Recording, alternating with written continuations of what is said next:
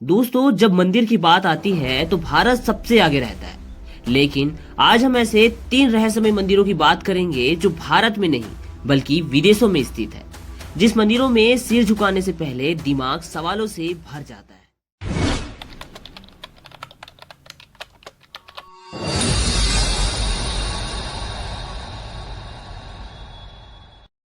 Number 1, My Son century temple.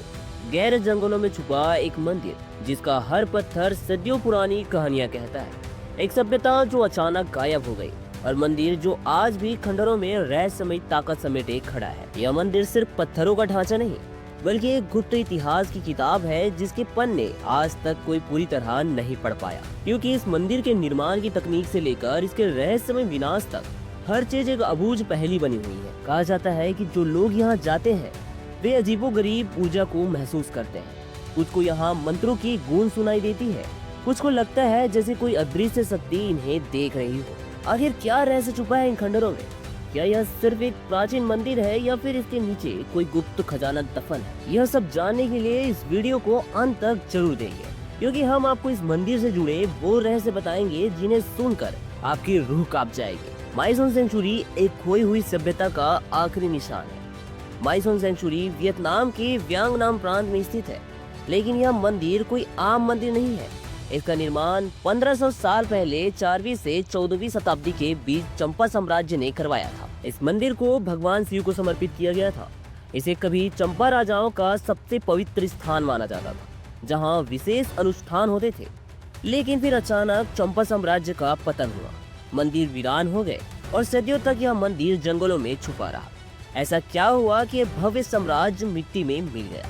अगर हम माईसोन मंदिर की अद्भुत और रहस्यमय स्थापत्य कला की बात करें तो माईसोन सेंचुरी की सबसे बड़ी पहेली है इसकी बिल्डिंग टेक्नोलॉजी। पहला, रहस्यमय ईंटें जो वैज्ञानिक भी नहीं समझ पाए। इन मंदिरों को लाल ईंटों से बनाया गया है, लेकिन इन्हें जोड़ा कैसे गया ये आज तक पता नहीं चला। कहीं भी चूना या सीमेंट का इस्तेमाल नहीं हुआ है, फिर भी ये 1500 साल से खड़े हैं। वैज्ञानिक आज भी नहीं समझ पाए कि ईंटों को जोड़ने की तकनीक क्या थी। दूसरा, गुप्त नक्काशी। यहाँ की दीवारों पर हिंदू देवी देवताओं, रहस्यमय आकृतियों और गुप्त प्रतीकों की नक्काशी की गई। कुछ शिलालेखों में संस्कृत और चंपा भाषा के ऐसे संकेत मिले हैं जिन्हें आज तक कोई पूरी तरह नहीं पढ़ पाया है। कुछ इतिहासकारों का मानना है कि माईसोन मंदिर के नीचे गुप्त कक्षा और सुरंगें हो सकती है।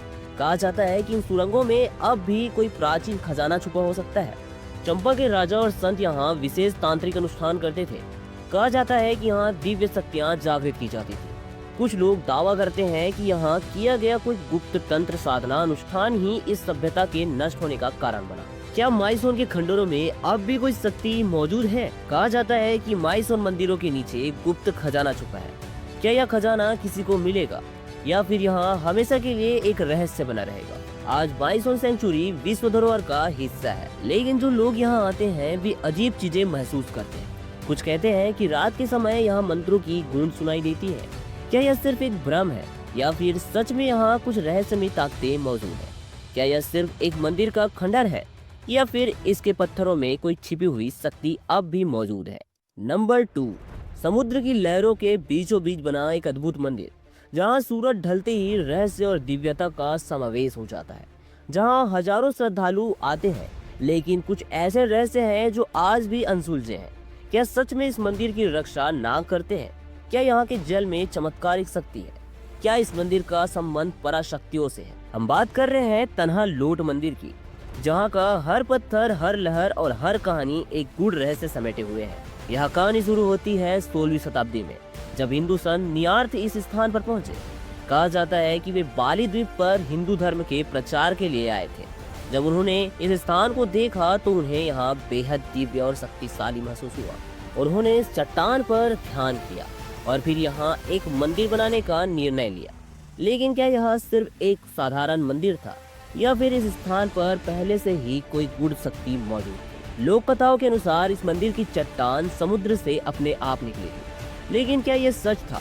क्या यह प्रकृति का खेल था या किसी अलौकिक शक्ति का प्रमाण? कहा जाता है कि इस मंदिर की रक्षा स्वयं पवित्र नाग करते हैं। स्थानीय लोगों का मानना है कि जब संत निरार्थ यहाँ ध्यान कर रहे थे तब उन्होंने समुद्री सांपों को इस मंदिर का रक्षक बनाया। आज भी अगर आप इस मंदिर के नीचे जाएंगे तो आपको यहाँ काले और सफेद रंग के समुद्री सांप देखने को मिल सकते हैं।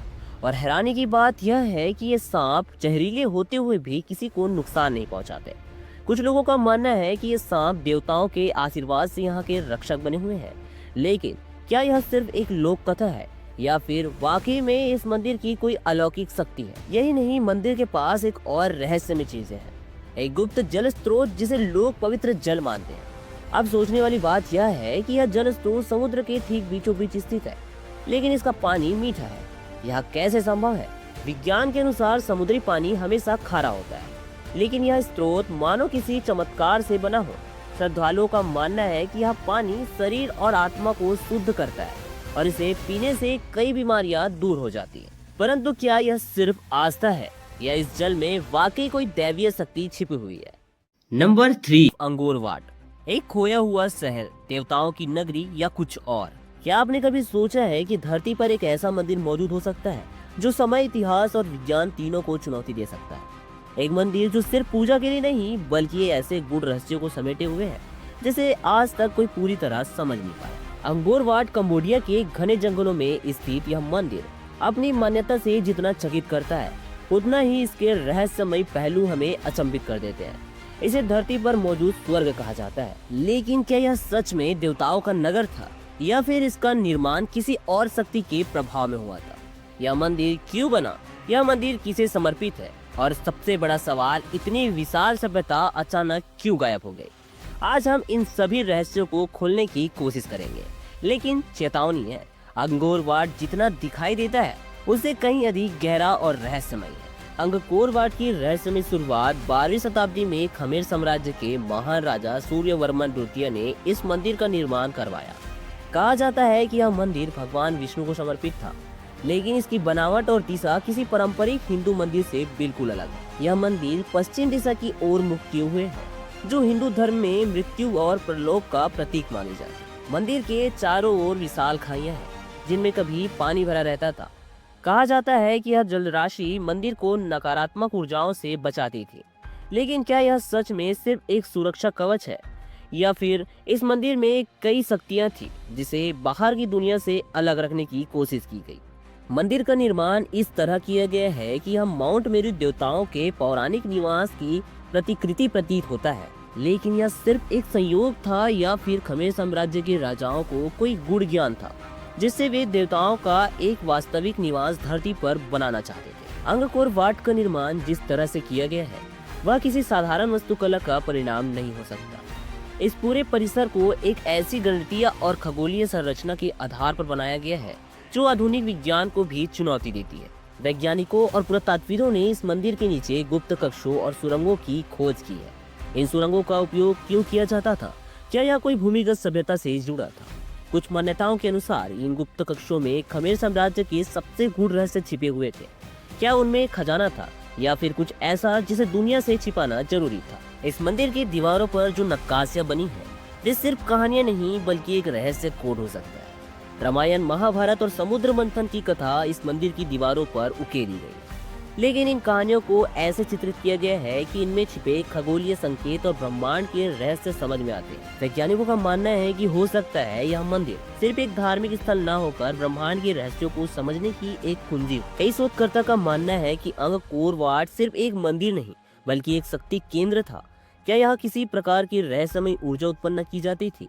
क्या इस स्थान का संबंध किसी दूसरे आयाम से था? शोधकर्ताओं ने पाया कि इस मंदिर के पत्थरों की व्यवस्था ऐसी है कि यहाँ न सिर्फ ऋषियों के समय सूर्य को सीधा रखता है बल्कि इसकी दीवारों पर अंकित नक्काशियां खगोलीय गणनाओं को दर्शाती है। अंगकोर वाट सिर्फ एक मंदिर नहीं था बल्कि एक पूरे महानगर का केंद्र था। कहा जाता है कि यहाँ कभी लाखों लोग रहते थे, लेकिन फिर कुछ ऐसा हुआ जिससे यह पूरी सभ्यता अचानक लुप्त हो गई।